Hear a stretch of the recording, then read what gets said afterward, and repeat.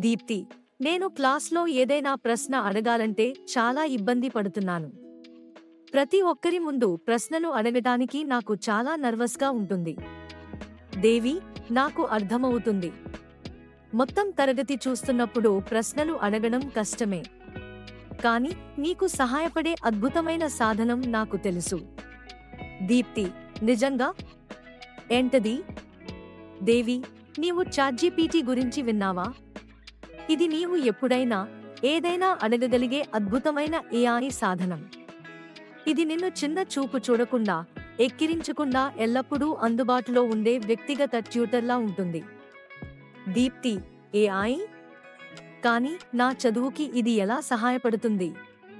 అంటే నేను అంత మోడరన్ కాదు. దేవి, చింతించకు.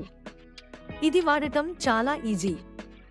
నీవు నీ ప్రశ్నను టైప్ చెయ్యి, చాట్‌జీపీటీ నీకు ఫుల్గా క్లియర్గా ఎక్స్ప్లెయిన్ చేస్తుంది. ఈజీ వర్డ్స్తో కాంప్లెక్స్ విషయాలు ఎక్స్ప్లెయిన్ చేసే ఫ్రెండ్ లాగా దీన్ని భావించు. అంతేకాకుండా నీవు ఏదైనా సందేహం మళ్ళీ అడగవచ్చు, అప్పుడు ఎవరికీ తెలియదు. దీప్తి, కానీ నా ప్రశ్న చాలా బేసిక్ అయితే? దేవి, అదే బెస్ట్ పార్ట్. చాట్‌జీపీటీ నిన్ను ఎగతాళి చేయదు. నీవు చాలా బేసిక్ విషయాలను కూడా అడగవచ్చు. ఉదాహరణకు 2 ఎంత? తరగతిలో ప్రశ్నలు అడగడానికి సిగ్గుపడే వారికి ఇది అనువైనది.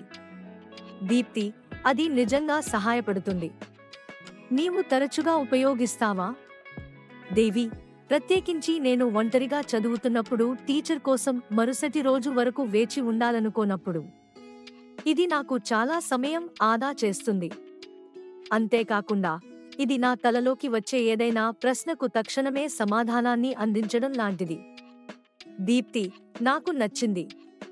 నేను ప్రయత్నిస్తాను. దేవి, ఖచ్చితంగా.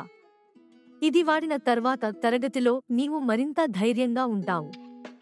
దీప్తి, థాంక్స్, దేవి. దేవి, ప్రశ్నలు అడగడం అర్థం చేసుకోవడానికి మొదటి మెట్టు అని గుర్తుంచుకో.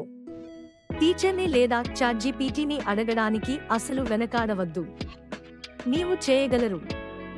దీప్తి, నేను చాట్‌జీపీటీతో ప్రారంభిస్తాను.